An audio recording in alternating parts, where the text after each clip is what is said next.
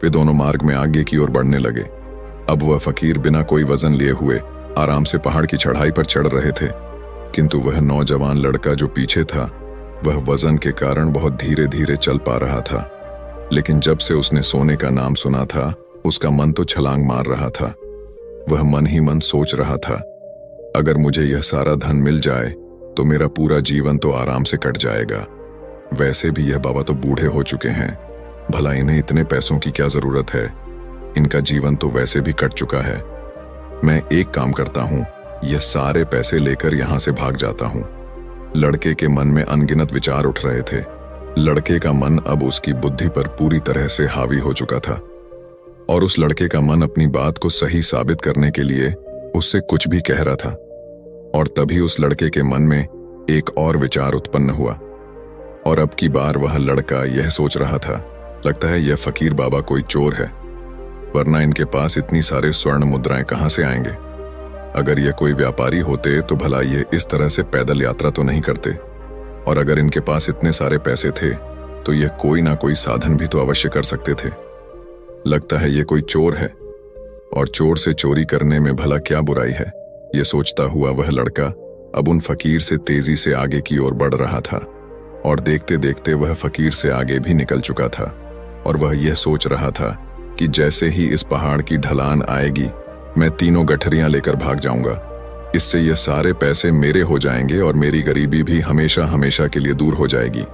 मैं जो चाहूंगा मैं वो कर पाऊंगा, मेरे पास बहुत सारा धन होगा। और देखते देखते वह दोनों पहाड़ की चोटी पर पहुंच गए और अब ढलान का रास्ता शुरू होने वाला था। तभी वह लड़का उन फकीर से नजरें बचाकर वह तीनों गठरियां लेकर भागता हुआ आगे बढ़ गया।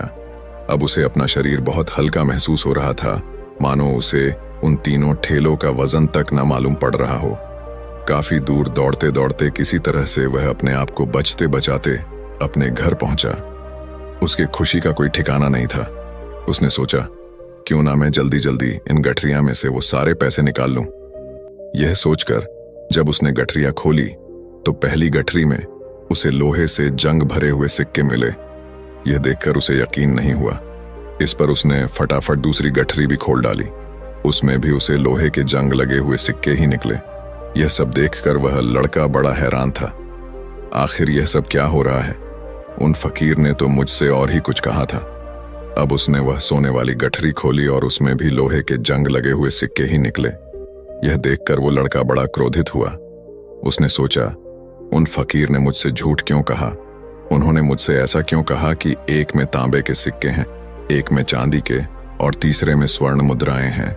वह यह सब सोच ही रहा था कि तभी उसकी नजर उस थैले में पड़े एक पत्र पर पड़ी। उसने वह पत्र उठाया और उस पत्र में लिखा था, यह पूरा नाटक ईमानदार व्यक्ति की खोज करने के लिए रचा गया है और मैं इस राज्य का राजा हूं।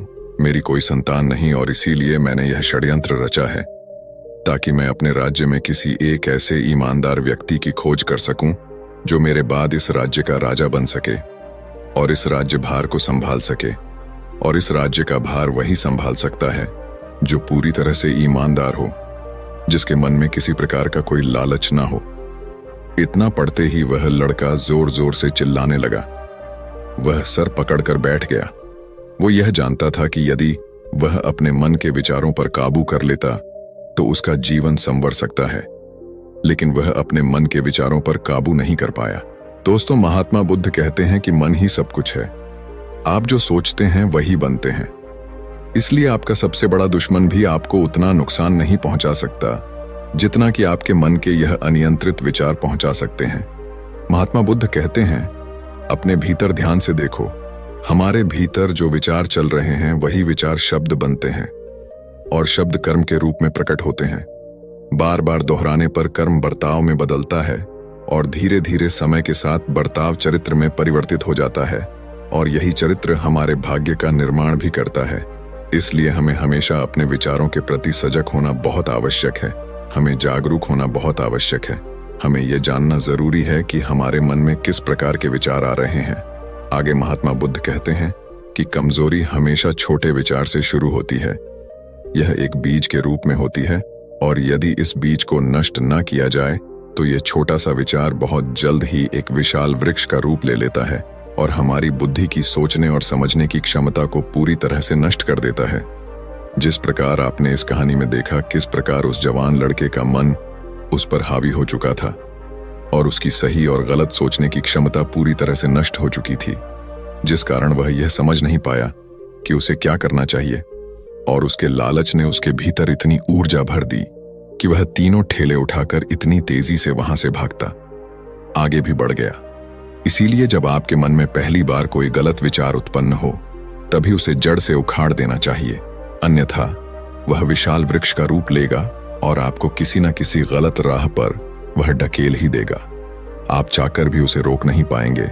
लेकिन अब आपके मन में यह प्रश्न उठ रहा होगा कि हम भला अपने मन के विचारों को कैसे नियंत्रित करें।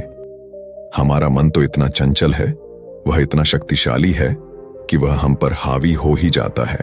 हम चाहकर भी उस पर नियंत्रण नहीं कर पाते। इसका जवाब में महात्मा बुद्ध हमें दो बातें समझाते हैं। पहली बात, सही इरादा विकसित करो। कई बार आपने देखा होगा कि आपके मन में कुछ और होता है किंतु आप कहते कुछ और है, क्योंकि आपके मन के भीतर जो कुछ बसा है वही आपके मुख से बाहर भी निकल रहा है। लेकिन जब हमसे वह गलती हो जाती है तो उसके बाद हमारा मस्तिष्क अच्छी तरह से काम करना शुरू कर देता है। हमारे सोचने और समझने की क्षमता एक बार फिर से जागृत हो जाती है और ऐसी अवस्था में हमें यह एहसास होता है कि हमसे गलती हो गई है, और फिर हमारा मन दुखी हो जाता है। हमारा मन अफसोस से भर जाता है और इस भारीपन और दुख से बचने के लिए महात्मा बुद्ध हमें सही इरादा विकसित करने के लिए कहते हैं। इसके लिए जब भी आप कोई कार्य करने जा रहे हो तो सबसे पहले आपको यह खुद से पूछना चाहिए कि जो कुछ भी मैं करने जा रहा हूं इसके पीछे मेरा इरादा क्या है।